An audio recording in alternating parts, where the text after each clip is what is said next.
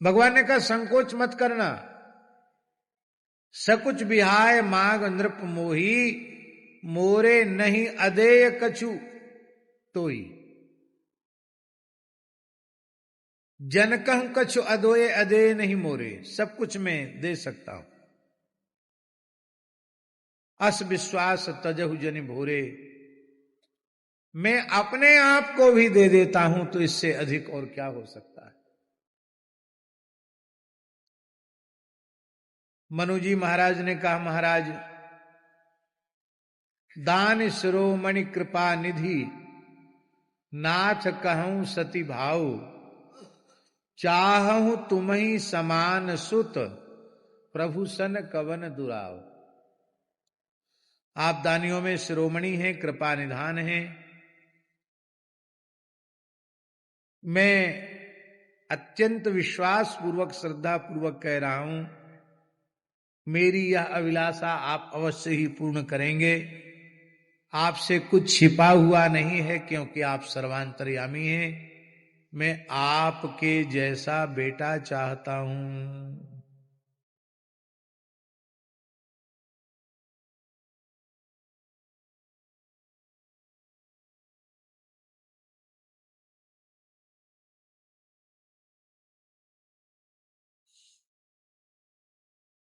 भगवान ने कहा कि मैं अपने जैसा खोजने कहां जाऊंगा। आप सरस खोजो कह जाई, नृप तब तनव हो में आई। मैं आपका पुत्र बनूंगा, क्योंकि महाराज जी वेद में लिखा है नतस्य प्रतिमास्ति। प्रतिमास्ति का अर्थ है उनके समान कोई दूसरा है ही नहीं, उनके जैसे वही है।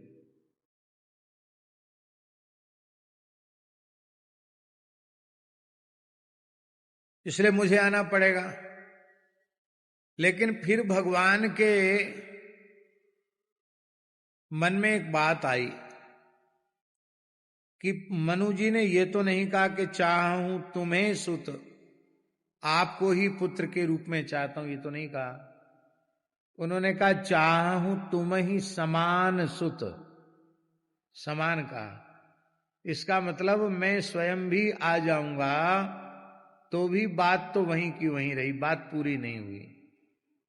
तो मुझे भी आना पड़ेगा और मेरे समान को भी आना पड़ेगा। तो भगवान स्वयं भी आए और अपने ही समान। भरत राम ही की अनुहारी, भरत राम ही की अनुहारी, सहसा लखीना सकहीं नर नारी, सहसा लखीना सकहीं नर नारी। मनु जी ने मांगा एक और राम जी आए 4 रूपों में हैं। श्री राम लक्ष्मण भरत शत्रुघ्ना इति संज्ञया, राम लक्ष्मण भरत शत्रुघ्न के रूप में आए। यह है भगवान की उदारता। एक मांगो तो लोग कहेंगे एक क्या करोगे लेके, आधा ले लो, आधे से आधा ले लो, खींचतान करेंगे। पर इतना उदार कौन होगा, ऐसो को उदार जग माही, जो मांगो एक और दे 4। ऐसे राम जी हैं। अस प्रभु छाड़ी भजही जे आना, ते नर पशु बिन पूछ विषाण। इसलिए महाराज जी, उर्मिला दास जी महाराज, कई बार मन में आता है कि ठाकुर जी से कभी कुछ मांगना नहीं चाहिए। ये उदार चक्र चूड़ामणि है, हम कुछ मांग कर इनकी उदारता पर ताला डाल देते हैं। जो इतने प्रेमी हैं, इतने प्रेमी हैं कि अपने आप को न्यौछावर कर देने के लिए, अपने आप को लुटा देने के लिए तैयार बैठे हैं, और उनको हम संकोच में डाल देते हैं, बस इतना ही दे दो, यही दे दो। ये वस्तुतः भगवान की उदारता को प्रतिबंधित करना है। भगवान ने शत्रुपा जी की ओर देखा और कहा, शत्रुप ही बिलोक कर जोरे, देवी मांग वर जोर चितेरे। भगवती तुम भी वरदान मांगो, क्या चाहिए? धन्य है नारी का अनुपम पातिव्रत शत्रुपा के जैसा ही होना चाहिए।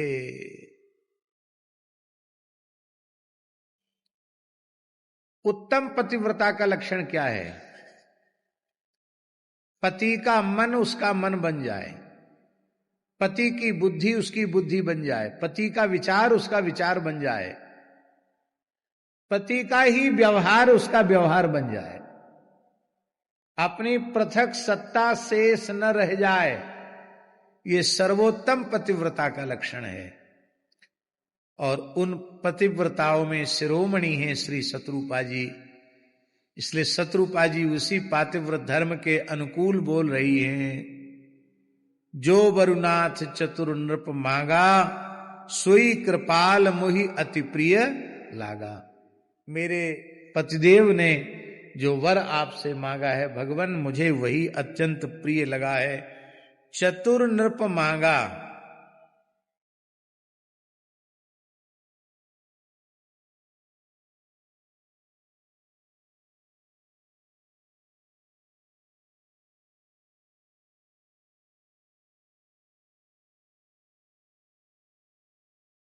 ये चतुर क्यों कहा?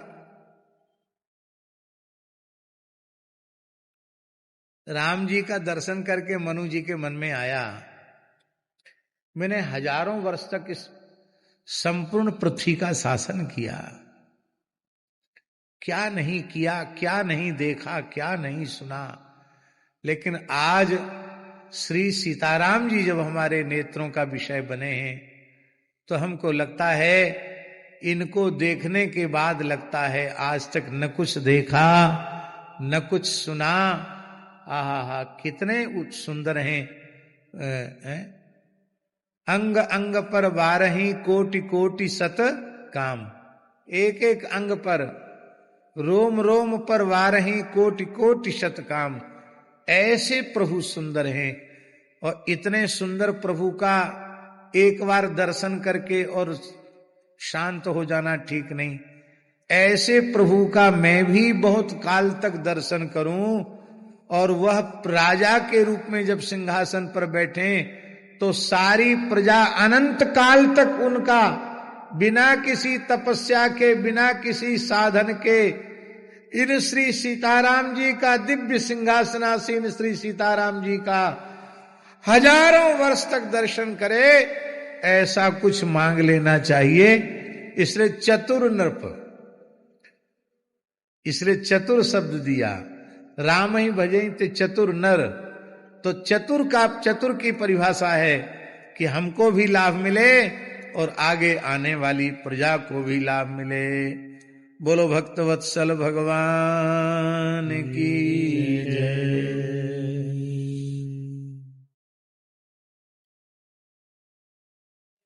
जे निज भगत नाथ तब अहि, जो सुख पावहि जो गति लहि।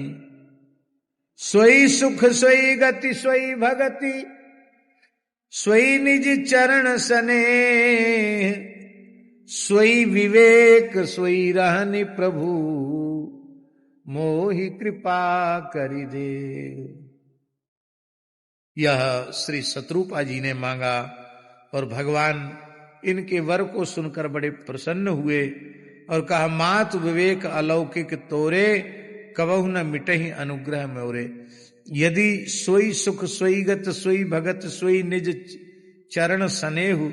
सोई विवेक सोई रहन प्रभु, हम ही कृपा कर देहु।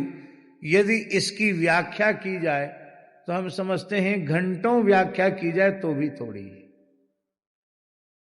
सूत्रात्मक रूप में श्री शत्रुपा जी ने मानो सब कुछ कह दिया, कुछ कहना शेष न छोड़ा।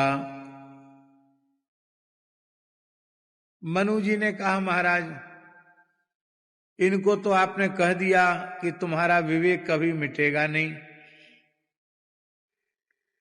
लेकिन हम तो विवेक प्राप्त करके भी ऊब चुके हैं। अब हमको तो बहुत विवेक से भी लेना देना नहीं है। विवेक है कि अविवेक है, हमें कोई चतुर कहे या मूढ़ कहे, इसकी भी अब कोई परवाह नहीं है। प्रभु हम तो आपकी रागात्मिका भक्ति चाहते हैं। देखो भक्ति में महाराज जी दो प्रकार की भक्ति है, एक रागानुगा भक्ति है और एक केवल भक्ति है। भगवान से रागात्मक संबंध जो है उसको रागानुगा भक्ति कहते हैं। जैसे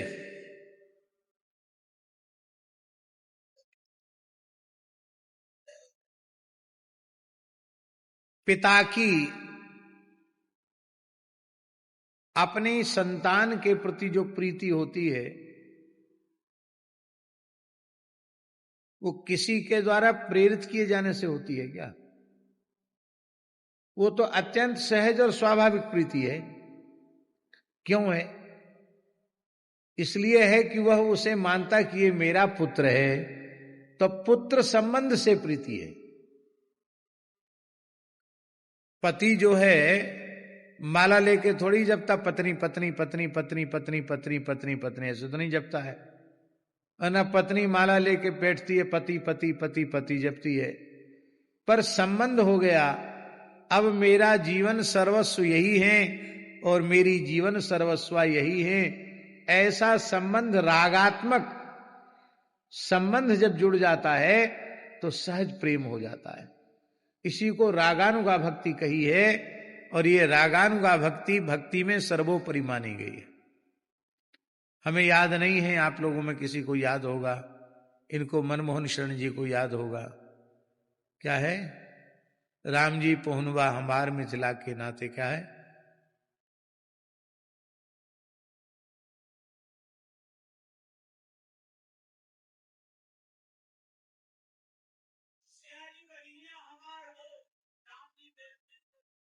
हाँ बोलो वृंदावन बिहारी लाल की जय। हाँ जो भी हो आप सब लोग ध्यान दे देना। अब मिथिला वासियों में जो सरकार के प्रति जो प्रेम है वो रागात्मक प्रेम ही तो है। यदि किशोरी जी को बहन मानती हैं तो श्री राम जी बहनोई हो गए, जीजी हो गई और वो जीजा जी हो गए। राम जी को यदि बहनोई मानते, श्याल संबंध मानते हैं तो राम जी के सारे हो गए, राम जी उनके जीजा हो गए। अथवा राम जी को सिया जी को पुत्री मानते हैं तो राम जी उनके जामाता हो गए। ये स्वाभाविक मिथिला के संबंध से श्री किशोरी जी को अपना मानना, ये रागात्मक संबंध है, ये सबसे श्रेष्ठ संबंध माना गया है। बोलो भक्तवत्सल भगवान की जय। तो उन्होंने कहा सुत विषयक तब पदरती हो, मोहि बड़ मूढ़ कहे किनको। भले ही मुझे लोग मूढ़ कहें, इसकी मुझे कोई परवाह नहीं है, बस मैं आपको अपना पुत्र मानकर प्रेम करूं। कितना प्रेम करूं? बोले मन बिनु फन जिम जल बिनु मीना, मम जीवन तिम तुम ही अधीना। मणि के बिना जैसे सर्प नहीं जी सकता, जल के बिना जैसे मछली नहीं जी सकती, ऐसे ही प्रभु मैं आपके बिना एक पल न जीऊं। और यह सत्य करके दिखा दिया।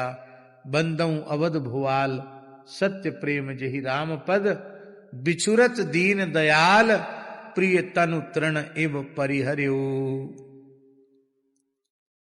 भगवान ने कहा वैसे तो आपको सीधे नित्य साकेत ही जाना था, लेकिन अब चूंकि आप पिता माता बनोगे, हम बेटा बनेंगे, तो आपको फिर जन्म तो लेना पड़ेगा। और वहां की मर्यादा यह है कि यद गत्वा न निवर्तन्ते तद्धाम परमम मम। वहां जाने का मार्ग है, वहां से लौटकर आने का मार्ग नहीं है। तो वहां की तो मर्यादा परंपरा ये है। और आपको अभी आना है पिताजी बनने के लिए, माताजी बनने के लिए। इसलिए जाओ, कुछ काल तक देवराज इंद्र की राजधानी को, स्वर्ग को अपनी चरण रस से पवित्र करो, और जो आपने बड़े बड़े दान पुण्य कर्म किए हैं उनका फल भोगो। तहाँ करी भोग विलास, तात गए कछु काल पुनि, हुई यहु अवध भुआल, तब में होव तुम्हार सुत। फिर तुम अवध नरेश के रूप में, दशरथ जी के रूप में प्रकट होगे, तब मैं तुम्हारा पुत्र बनकर के आऊंगा।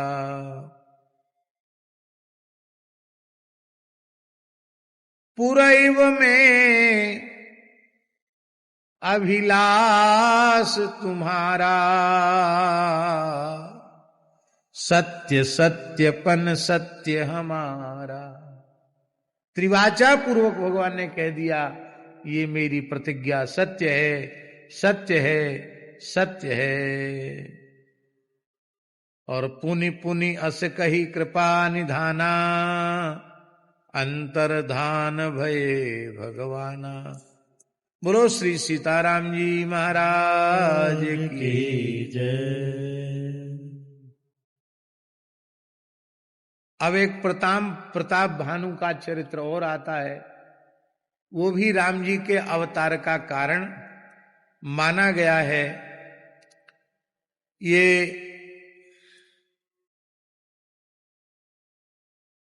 रामचरितमानस के एक बड़े सुप्रसिद्ध प्राचीन टीकाकार हुए हैं श्री करुणा सिंधु जी महाराज। रसकों की परंपरा का स्थान है जानकी घाट, उसके संस्थापक महाराज जी।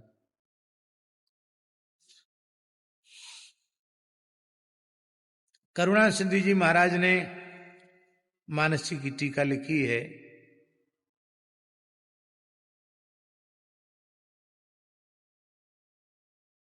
ये करुणा सिंधु जी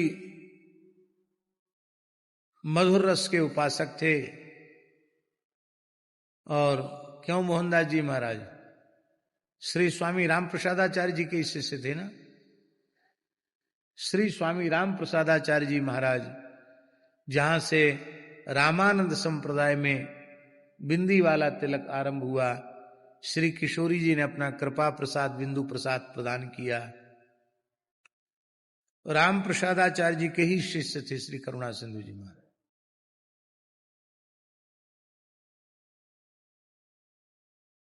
श्री रामचरण दास जी महाराज नाम था।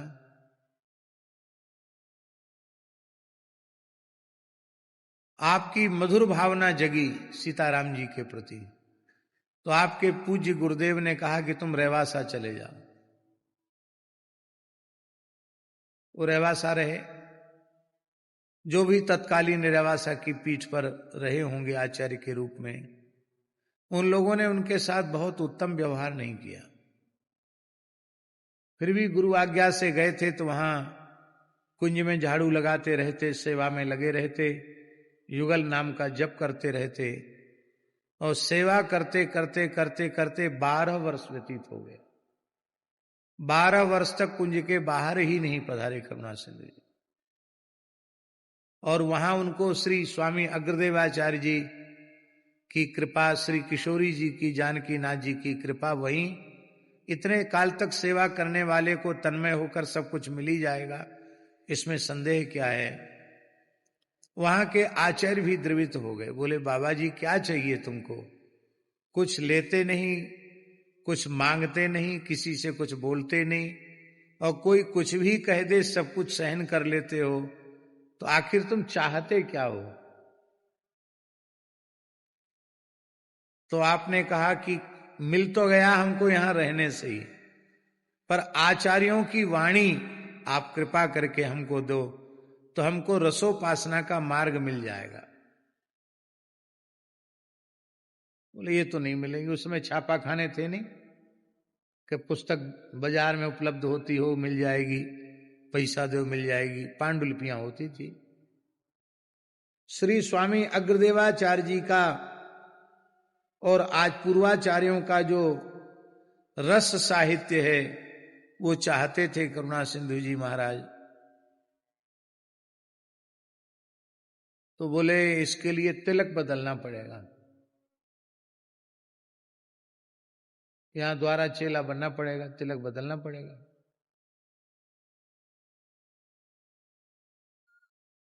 ये सब कथाएं सुनने योग्य कथाएं हैं। उन्होंने बड़ी विनम्रता से चरणों में प्रणाम करके कहा कि मस्तक तो गुरुजी के चरणों में भेंट कर दिया है,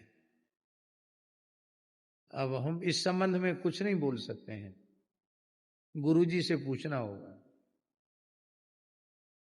जो तिलक गुरुजी ने लगा दिया वो लगा दिया, ये थोड़ी कि जहां जाओ वहीं का तिलक लगा लो।